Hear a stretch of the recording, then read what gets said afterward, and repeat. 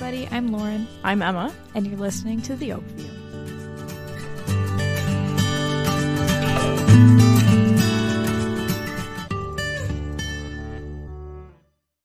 Hey, Lauren.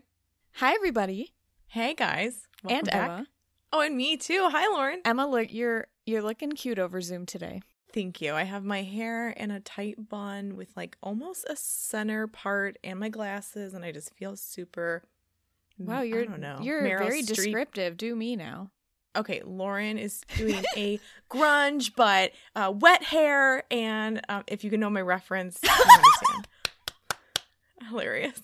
That was a Princess Diaries reference for me, Lauren. That's our favorite movie. Okay, you want to know what's so funny? I thought of the Princess Diaries today, and because my cat sat on my lap while I was working from home, and that absolutely never happens. Yeah, when does Snicks No, ever do okay, that? but my cat never sits on my lap. So she sat on my lap, and I immediately thought of the song that's in Princess Diaries of like miracles happen once in a while, and I sang that in my head until she left. Oh my gosh. Snicker is old. How old is she? Old, 15 years old. I was to say, I remember you got her when we were little. She's a sweetie. She's the best. I think so. All right, Lauren. Okay, Emma, do you want to help me with something? Absolutely, always. Okay, so I want to, because, I'm hilarious on Twitter. Well, I tweet semi-witty things like once a month-ish. I think you do pretty well. I want to make a thread on Twitter of things that are the worst. Oh, yeah. Oh, yeah. Like what? But like specific things that are the worst. So I have compiled a very lame list on my phone, and I need you to help me add to it. I would be more than happy to, because you know me. I'm always thinking about the worst. Okay, so jump in. Whenever. Okay, I'm ready. Number 1. Okay. When somebody in front of you, but like a little too far in front of you, holds the door open, and then you have to jog to get to the door because you feel bad that they're holding it and waiting. It's the worst. That's the worst. Because you're like, do I go? Can they just shut the door? Oh, they held the door open. I'm such a nice person. Oh, the worst. Or you know what I usually do? I usually hesitate, and then it's too late. And then I've already like committed, but I feel bad and I made eye contact. So then I wait there until they get to the door and I'm like, I'm sorry, I hesitated. Did you tell them that you hesitated? Yeah, I've done that. You're like, I'm sorry. I'm just being honest. Hey, that's fine. That's what the kind world revolves around. You know what? Something that I find to be the worst, but probably like not that big of a worst, is when you hit your elbow and you laugh because it hurts so much. Cannot relate. I hate it when I forget things in my car after I'm already in the house. That makes me think of, I hate when I lay in bed and I forgot to do something and I'm like all tucked in. Oh my gosh, and I'm, yes. Like, ready to sleep. It's the worst. Like you literally already went to the bathroom and then your body's like, psych, or you're thirsty or whatever. You know what's the worst? When you're online shopping and you get like all the way through to the last step of the checkout and then it doesn't work. And you lose all of your progress. And of course that has happened to me. It doesn't happen just once. Like you have to do that like 3 times. No, it happens all the time. Oh my God. The worst too is when you put in your credit card information and then it wipes it and then it's like, it's invalid. And so then not only have to type in your credit card info again, you have to type in like all of your your name, it's everything. It's the worst. It's the worst when my parents get locked out of their accounts. LOL. It's the worst when I have to explain where the internet is. And what it is. They're getting better. I'm teaching them. But it's the worst. Oh, I feel like this is kind of stereotypical. The worst is when you step on something like a Lego or like something just really small and your foot is on fire for like 10 minutes.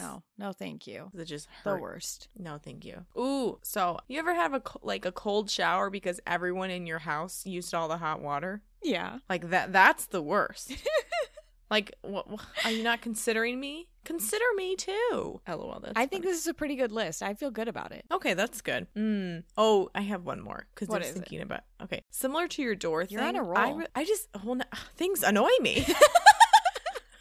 Just get it off your chest, okay? Okay, the worst too is like when you're walking in a parking lot to go into a store and someone drives up, for you to cross, and then they go, "Okay, go ahead." but then you have this like guilt obligation to kind of like run it out. And then they like inch forward and then they hesitate. You feel bad. And then there's more cars coming. So you're like, goodness. I need to jog. You know, oh God. Or you know what else is the worst? When people like, when you send multiple questions to somebody, but they only answer the first question. And you're like, but I need answers to the other questions. Thank you for not helping me. I also think it's really upsetting when people just don't email me back. Right? Just email me back. It's not that complicated.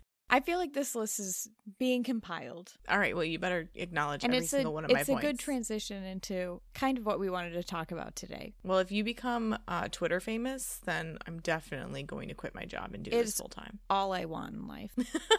Shout out to McDonald's for sponsoring Lauren on Twitter. Yeah, like 80% of my tweets are just at McDonald's. Well, I don't know where else they would be. In O2. Anyway. Okay, what's the transition? So we had mentioned, or as a topic that we want to talk about is... In our side comments without everybody around.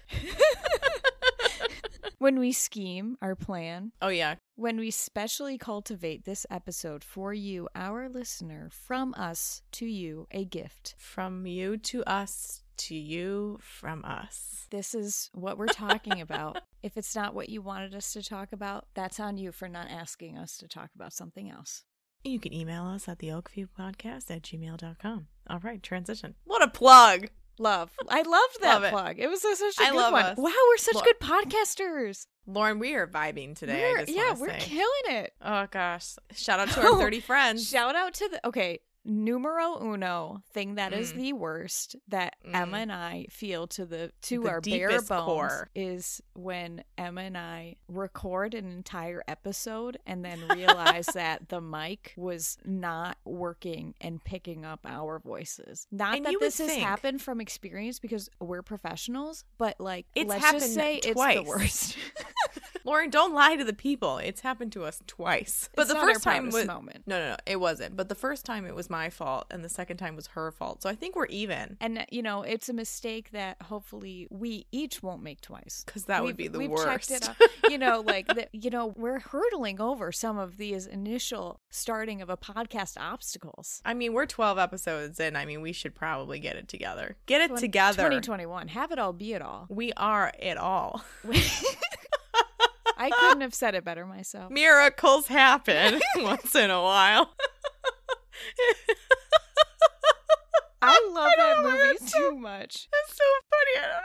I know. That is Emma and I's movie. We literally went to it in theaters. We did. Diaries 2. Oh, the best. That was a good day. If you can't guess our age by now, you're really not doing the math. Okay, let's transition into this topic because I'm actually really looking forward to seeing your perspective because we have different avenues of life. Yeah. So today, Emma and I are going to talk about communication in the workplace. So vibe, we're communicating. Mm-hmm. But what are some of the challenges? What are some of the lessons learned? And just kind of like the funny quirks because everybody's so different and it is a challenge sometimes. Absolutely. I think it's the most challenging thing, especially when you walk into a new job and a new position or, you're just trying to do the right thing. Everybody's trying. We're doing the best we can. But yeah, so I think it's a good way to kind of see if there are other solutions, I guess, because I always call Lauren when I'm struggling because I can rely on her BFFs for life. But there are really big moments where I'm like, okay, this is a situation. But yeah, there are moments that this is the biggest situation I'm going through right now. It's actually happened recently. And I was like, Lauren, I don't know what to do. And I think I kind of have an idea, but like I have been here for X amount of years. I kind of know the way that people are vibing at work. What, who should I email? Yeah, but there's nuances and there's, things, there's always situational things going on. And I don't think it's black and white. I think it's very gray and it really depends on the kind of person you are and the kind of theatrical, personality you bring. Yeah, and your strengths. Yeah, absolutely. Strengths, weaknesses. So I come from engineering where engineers are kind of known for being awkward men, bad communicators. It's a stereotype. But often like I communicate pretty differently than my classmates in the past and my coworkers now or whatever, and you adapt and adjust. How do you know that? Like, what have you experienced recently where you can identify your differences? Well, so recently, like, I've gotten to know the people I work with really well so far. So let's say if I've had managers that prefer a communication style that is not my strengths. I'm a very collaborative talker. I like to feed off of people. I like to brainstorm. I like to bring a team together. I like to finish each other's sentences. But when somebody just wants facts, figures, short sentences, very brief to the point emails, which is fine, I adapt to maybe what that manager or what the team needs at that time to most effectively share communication without dropping any key points. And that's so interesting because for me, I'm someone that is an intent listener. Like I very much pay attention. I observe body language before I respond. I make sure that like the highest bidder in the room talks as well, because I'm always worried, like, who am I? Do I get a position where I can speak? Collaboration is definitely key for architecture. We are a talkative crew. Like if we don't chat, we don't communicate, like nothing gets done, nothing gets solved. However, I have learned, at least in the last couple of months for sure, that different architects, they communicate very differently with each other and with their clients and with their contractors, and especially with the team. So learning those communication styles makes me successful because I'm able to adapt to the different people. But I definitely did not learn that right away. Like that was something that grew. Yeah, so let's get into the specifics of like, what are some of those, like, how do you learn that? What challenges arise that you overcome a little bit? I think for something very specific, I was working on a project. I had a team of like 6 people plus my architect and my partner, and I didn't know what I was doing. It was my very first time working in the program that we were using. I had to ask a million questions. Of course. Yeah. And so if the architect did not respond to my questions the way that they did, I don't think I would have been encouraged to continue to ask questions. And in my office, maybe not in other people's, asking questions often is encouraged. It's necessary, right? To learn. If you're there to learn and absorb knowledge, absolutely. You have to. And I think that's something that our generation doesn't always remember, is that no one expects you to be a perfect employee. They expect you to be a good learner. They expect you to be an adaptable, teachable employee. And people in general, there's always going to be somebody who's willing to teach you what you need to know. Absolutely. And honestly, that's what I found, at least. I mean, for our field, I believe that the best way to learn is through teaching. So it's very much a big cycle. It's just as you grow and you communicate with your teammates, you're able to teach each other and blah, blah, blah. But more specifically, it took time and it took a lot of patience for me to learn those skills because I was very nervous in the beginning. I didn't think that I was equipped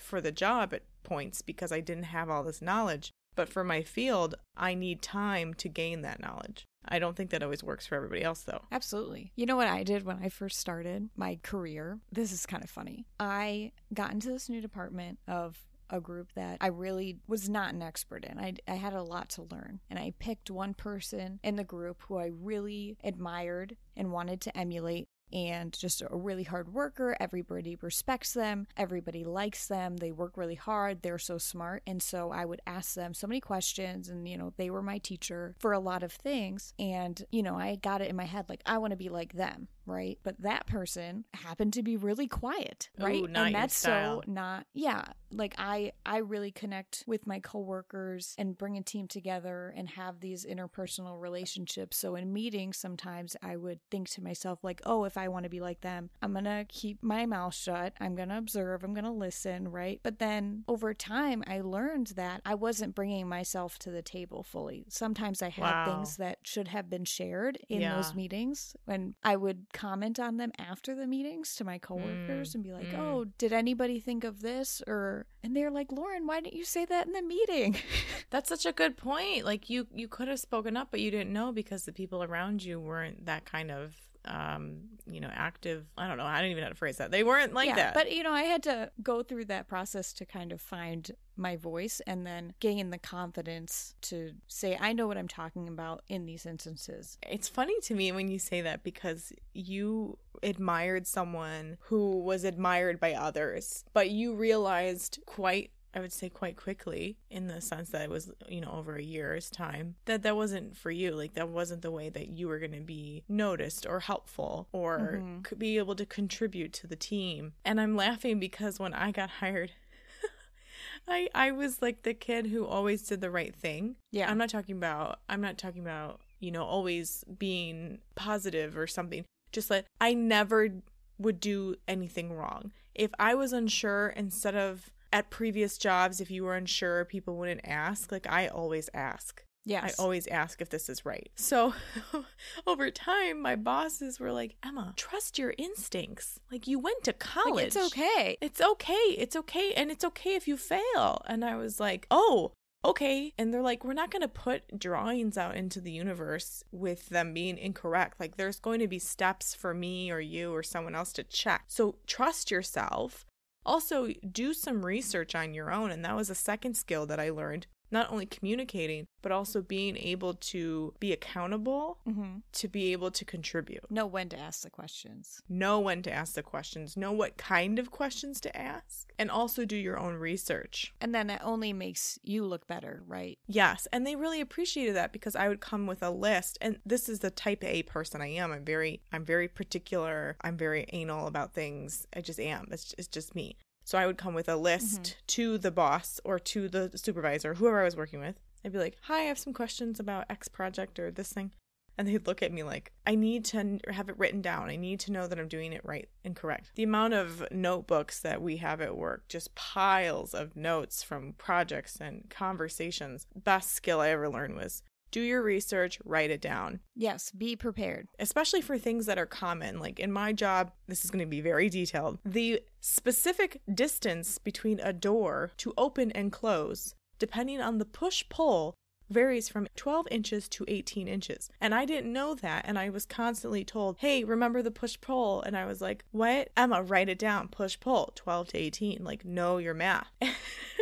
And it's part of my code, right? So of course, yeah. It was important to listen to people, observe, do my research, ask questions, be prepared to be told no and you're wrong, and to be wrong, because that's the only way you're going to learn. Yeah, you have to fail. You have to fail. Absolutely. At my very first internship, my boss on my first day sat me down. He gave me this really big project, right? With this he said, I want you to increase output by 20%. That's a lot, right? I do not have a poker face at all. Like, I have learned that after working, like in a meeting, like, you know exactly how I'm feeling all the time. So I had these big deer in the headlight eyes. And he's like, don't worry. He goes, but you're going to fail. And then my eyes were even bigger, right? And I'm like, oh my gosh, you just told me I'm going to fail? And I'm like this little college student on my first internship? Like, what? And I just met you? And he's like, no, I want you to fail, and then we'll teach you, and we're going to make it right, and it's not the end of the world. He goes, it's just part of the learning process, and I learned so much from that, but that's like my funny first day of real work story. That is so funny. Like, literally, it was like, hey, nice to meet you. Here's a giant project. I expect you to fail. You know what? That cracks me up, because something similar happened to me where we were going to do a project on the building that we were actually living in, right? So the office was in this huge building. They were going to renovate a patio outside. And they were like, Emma, can you put some drawings together and like draw out some ideas for this patio? And I'm going, oh my gosh, yes. You were like, me? Me? Because, architects if you're an architect or a designer, you know that you do not get good jobs right away. You get toilet details, and that's your life. Okay, so I got this thing, and they're like, Emma, go design this. And I was like, okay, great, awesome. I went outside, I took pictures. I was like in the drawings, like the old, like rustic blueprints that we don't print anymore. And I was like really into it. And I was drawing. I did miserably. Like, they looked at oh no. You were like, I'm so awesome. Look at me. I'm an architect. Seriously. And this was before I even went to grad school. That's so adorable, though. It was funny because then at the end of the project, it was given to our more experienced designers. And I was like, okay, that makes sense. They're going to take it over. So fast forward like a year or so, and my big boss pulls me into a room. I'll explain the big boss thing in a minute. She pulls me into a room and she goes, hey, remember that project I asked you to do earlier this year? I was like, yeah. She goes, yeah, you failed, right? And I was like, oh my God. I'm like, what? And she's like, no, I wanted to see your strengths. I wanted to see where your brain works so we could figure out where to put you. But I didn't want to just like shove you somewhere. I wanted you to show me. And I was like, well, I can do better. And they're like, Emma, that's not a criticism. It's a constructive thought for you. It's like, know what you're good at and play to those strengths. Yeah, know your strengths. Oh my gosh, I am so grateful because as time has gone on in the last couple of years, also, I just want to say my work anniversary is tomorrow and I'm very happy about it. Exciting. Thank you. So as soon as I was done with that, I started getting the projects that were more logical, more constructive, things that made sense to me. And I was really good at that. Like that was primo stako. It was awesome. So beautiful. That was really intense. But if you didn't try, you wouldn't, and they wouldn't have known that you would have failed, and I wouldn't have known. And the thing is, sometimes, like, it's just funny that sometimes you get put in those, like, test situations. Even now I do sometimes, where you might not know that you're being evaluated, right? Oh, sure. Yeah. Okay. I think then my question to you next is, what do you think are some key ideas for young people going into a job to be aware of? Well, kind of like what we said, know your strengths, know how you communicate, know how you learn and how you learn best, and just be open, willing to learn. And you're not going to get everything at once. Absolutely. I think I can reiterate what you said, but I echo that, be adaptable, be teachable, know that you're going to make mistakes, know that even in the beginning, your reputation is key. I think always being professional, because there are people that love to gossip. Oh my gosh. Woo. Yeah, the more professional filters that you put on yourself, and I have some great examples of this. Kind of you're protecting yourself and you're making it's only benefiting you, right? The more you think about how you're presenting yourself to everybody around you, the better. But it doesn't mean don't have fun. It doesn't mean don't befriend your coworkers, but it just means, watch out for yourself and be careful. Yeah, because I don't think it's I have the funniest story. Okay. Yeah, tell me. Oh no, you can go ahead. No, I was just going to say I think it's just super important to be self-aware, because you have no idea if someone is going to utilize your information against you. And you don't want to think ill of people, right? But like, you don't know these people. These coworkers of yours, they're not, close to you. They're not your friends. However, enjoy yourself. Like, get to know people around you, because the more that you build relationships, the better your working conditions are. People are going to help you. Lauren likes to say the whole thing about being nice. Yeah, like I said, I'll say it. I've said it before. I'll say it again. If you are nice to people, people like being nice back to you. They will not mind doing things for you. Absolutely. We need to get off of the term absolutely. I say absolutely to everything. We say everything way too much. Totally. Anyway.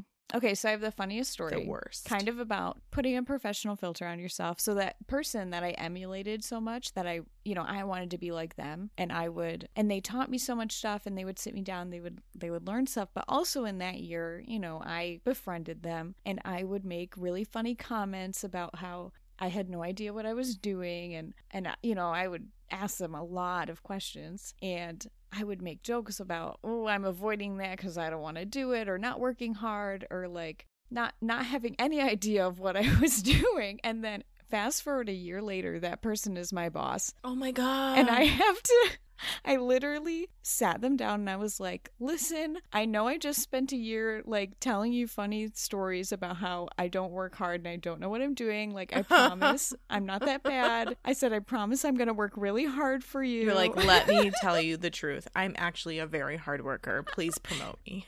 I was hilarious. Like, I know you know like what I'm capable of, but like I want you to know that I'm not a slacker. That's such a good point, because you really never know when people are going to be moving up and moving out, and it's so important just to be like self-conscious of all that. Yeah, you don't know if that person's going to be your boss in a year. And even if they are your boss and you guys have like a friendly relationship, just maybe know. Just like keep it on the low key. Okay, another great story I have. This is like, I don't know, it kind of fits into what we were saying before. So I was in that new group where I was learning a lot, but I got this amazing project. to design a product for a new product for a customer. And it was something that we had never as a company done before, kind of like a new technology that we were breaking into. That's cool. And so we were filing for a patent. Ooh, fun. Right? And so I'm in this like big fancy meeting with like the patent lawyers on the phone, and they had drawn up some paperwork, and I was the lead on the project. Like, I knew everything about this project, and the paperwork didn't really match, and it was very clear that it didn't really make sense. But I was trying to be quiet and be reserved and be respectful of the other people in the room. And I was also like just nervous. I'm like, these lawyers are being paid to be on the phone with us. Like, I'm not going to waste anybody's time with like stupid questions. And after the meeting, I'm like, oh, like, do you guys really understand this paperwork? Like, I don't understand why we're saying X, Y, and Z. Do you think that's correct? Because this on the project doesn't really match that. And they're like, oh my gosh, Lauren, you're like so right. And they're like, Lauren, like, why didn't you say that in the meeting? I was like, oh, I don't know.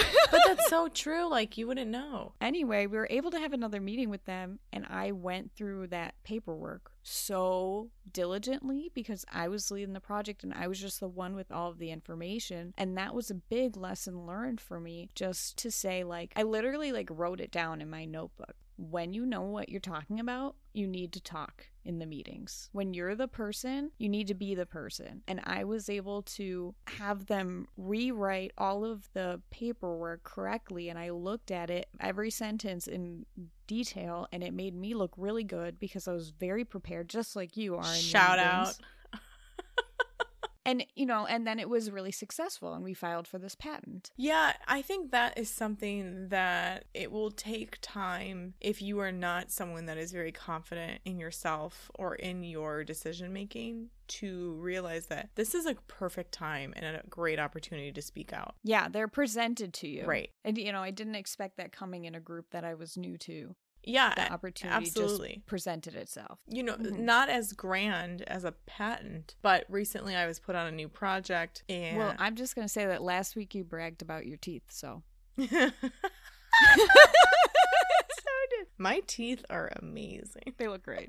Anyway, I'm really sorry for distracting this funny joke out.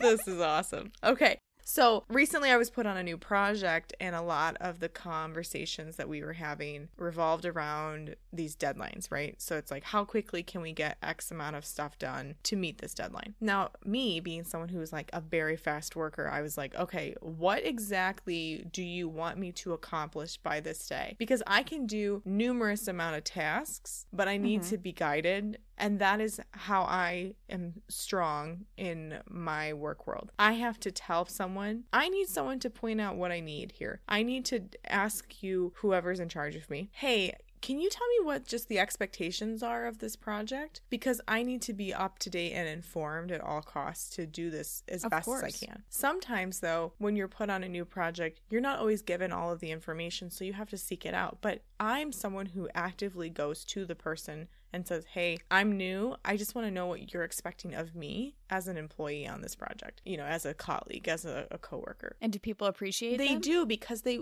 like I said earlier, expectations are different for each architect. When I ask them directly, instead of in an email or on the phone or in a group chat, it says so much more about my character and how I'm willing to learn when I ask them directly. Yes. That is a skill that I have honed in on because of the people that work at my job. Let's transfer back to point A, communication styles. Certain people require certain things. You need to play off of those, I don't know, what are they called? Strengths? I don't know, just like the personality. Yeah, the needs for the project. Correct. And sometimes there are moments where, like, today I sent an email to a consultant and I said, hi, I'm looking through the drawings. I have a question about this. Have you guys considered this? And I got a very simple email of, no, we have not. And I'm like, you're like, okay, cool. Okay, bye.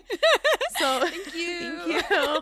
So then I went to one of my architects and I said, hey, I'm talking to so-and-so and I'm wondering if I should like introduce myself. I've never had a conversation with them before. And she says, no, that's not very important to this person. And I was like, okay, so this person is a very... Now I know. Exactly. And this person is a very to the point, ideas first, drama later, you know, kind of thing. So very, you know, and that's so important to know in order to have a good relationship. play off of those strengths. And sometimes people like to say like, oh, well, if I have to change myself to communicate, that really takes away from the point. No. We're not telling you to change your experiences because you have to have a new personality. No. We're just saying when you're communicating with certain people in the work world, it's very important that you listen and you observe and you respond the same way that they speak to you, because their expectations of certain things might be very, very just different. And it's important for you to know that, because that makes you a good employee. When you're a boss one day and you need X amount of stuff done, also, I'm going to be a boss one day. I am ready. When we're bosses and we take over the world, I'm sure I'm going to have a communication style that's very different than the employees that work with me. So it's always important that you just make that very clear. Yeah. So. And we're saying this right now, but it's not something that's necessarily always easy in execution. No, oh my gosh, not at all. And that's where it comes back down to, like, you're gonna fail, you're gonna mess up, you're gonna make someone feel something that you didn't really mean. I embarrassed myself today at work. Oh gosh. Now I really want to know. Okay, so I recently got a promotion at work. I think I clapped this last time and I'm going to clap again. Yay! Emma and I briefly recorded something in our last episode, and I actually cut it out because I was really awkward. Lauren's awkward, but I was super awkward. I don't like the attention. Whatever. Anyway. Get over it. We're congratulating you. If you, okay, you're not allowed to cut. You were happy for me. Thank you. Lauren got a promotion. Okay, moving on. Anyway, so I'm in this important meeting today with people in Europe.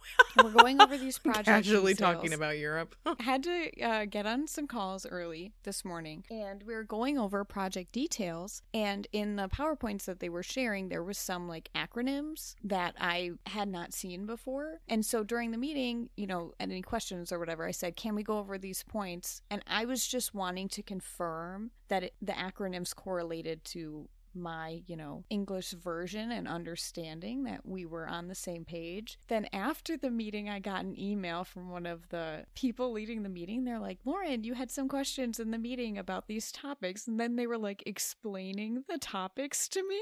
And I was like, "Oh, I know what they mean." I was just like, I just wanted to clarify. And I feel like I made myself sound stupid in the meeting by asking that. But there was no other way around it. Yeah. And I wanted to be 100% sure. But then I was like, "Oh, thank you. This was a very nice email. Thank you for giving me this detail. Yes, we do this. Yes, I know about this. I'm glad we have clarification," or whatever. And sometimes like with stuff like that, you just don't ask the right question, or you just ask the question and people don't understand it, and like that's the result. But it's good that they're able to say, "Hey, like, thank you for asking, and this is what we're talking about," even though you're like, "Oh God, now I seem like I'm not qualified." I was like, "Oh my," so now I'm like, "Oh my gosh, they think I'm stupid." Now, of course, like I'm the youngest person on the call, and like the other people have been in the industries for like 20 years. Well, you have to start somewhere. You can't just jump in and know exactly everything of every detail. But that was just kind of it was just kind of a funny on par topic. That's what happened to me this morning. Now, a reverse effect is when people assume I don't know what I'm doing and they explain it without me asking. You're like, "Yes, I understand. Thank you." It drives me crazy. I'm like, why don't you just ask if I know, and if I have questions, I'll come to you, versus like, let me explain how, rain and the sun work. It's like, yes, right? So crazy. Lauren, I think this has been an amazing conversation, and I'm really curious what other people have experienced at their work world, but we're young. Yeah, please tell us. I would love to hear more just from other people who have experienced more things, because of course my perspective is my own, I can only do so much.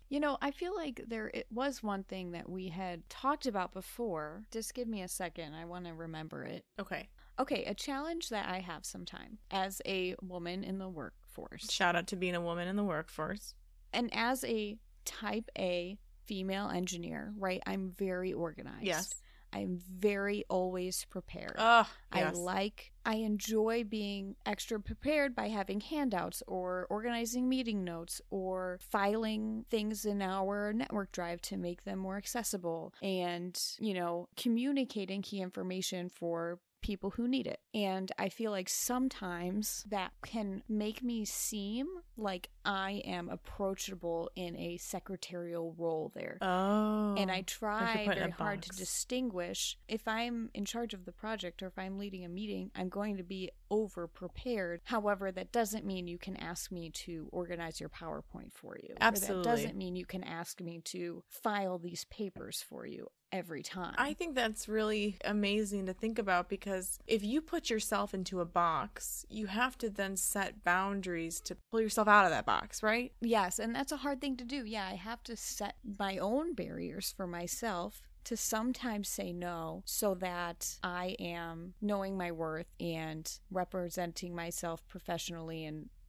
have an expectation of the work that I'm going to do and how I'm going to be treated. But it's so hard. Especially when you're a woman. But it's so hard because what if you like doing that? Like, you like it. I know you do. You enjoy organizing. Absolutely. If your boss asks you to do that, of course, right? Oh, yeah. You're going to do it no matter what. I'm also very nice at work, right? So sometimes people ask me to do things because I'm nice, and they'll say, oh, do you have time? And then I end up making time, or I end up like doing really, really silly tasks that are very much not my job, just because I want to help out. And so sometimes you have to set those boundaries, and that's something I work on and I'm currently working on. So sometimes, yeah, you don't mind and you want to help the team, and you'll stay a little bit late to do something super silly that really the other person should be doing. And sometimes you got to say no. And there's no way to teach that or learn that. And you know what? It's just done over time. It's really about the same things we've been saying. Is like, speak out and present yourself in a very professional way and say, I've experienced a lot of this type of work lately. I just want to be clear that my whole goal here is to be an engineer, and be very kind and be very straightforward and say, yeah. And it's usually not an issue, but yeah, when it is. But I think there's no problem in doing that. I have a relatable comment there. So in our firm, we do these things called programming sessions. So we go to the client and we sit down with them and we ask them to describe their dream school, their dream building. Give us all the blue sky ideas you have. Then there's somebody that has to document that. Yes. Someone has to take notes. Someone has to take pictures. And then at the very end, it gets summarized and compiled into a booklet. That someone is me. That's you. That's me. You are that person. I am that person. We didn't start doing these booklets as detailed until recently. Like, we had reports that were summaries so that, the design team could take it further and make sure that their methods and dreams and vision came forward, right? Unfortunately, I'm so good at them that I am the one that does them. Now, I love doing them. I don't want them taken away from me, but they don't ask anybody else because they know that I am good at it and that I'm willing to do it, which then puts me in a hole because there's like... So it's like, it's okay, but also... It's okay, but it's also like, why don't you ask the other person who is my age and was hired at the same time as me? Like, gotcha. What says that I always have to do this? I like doing them. I could teach someone else how to do them. But, something about being a part of that specific task, I get worried. And I'm like, oh my gosh, am I always going to be known as the program booklet girl? Like, does anybody else know that? Sometimes it's good to have the thing that you know the best and be the expert at, but making booklets probably isn't the top thing. Yeah, I mean, like, on the list. I have to say, they are very nice. But I'm sure you do a great job. I love doing them. I mean, I'm very organized and I'm creative. You should make us a booklet for our podcast. Can we? Let's have like a vision booklet. No, what we first need to do is I want to get out that logo and make a t-shirt and a mug, and I'm waiting for you to approve. Okay. That's my goal. I want to get Lauren to make snap decisions so we can put out merch. Lauren, I think this conversation has been really fruitful, and I have to say... It's been a lot of fun. It's been the opposite of the worst. It's been the opposite of the worst. But you know what also is the worst? What? When your best friend and you have to Zoom all the time because we live so far away and we can't spend time together. I miss you. Aww. I talk to Lauren almost every day, but I have to say, making this podcast over the internet has been a challenge, but I'm so glad that we're able to have technology and make this thing work. Yes. Laggy internet. The worst. Talking to you. The best. Shout out. Okay, it's too sappy. We gotta peace out. Again, always like, subscribe, and share, and we'll talk to you next week. This has been another episode of the Oakview. Thanks for listening. Bye. Bye, guys. Thanks again for listening to The Oakview. You can follow Lauren and Emma on Instagram at The Oakview Podcast, OAKVIEW, or email us at theoakviewpodcast@gmail.com.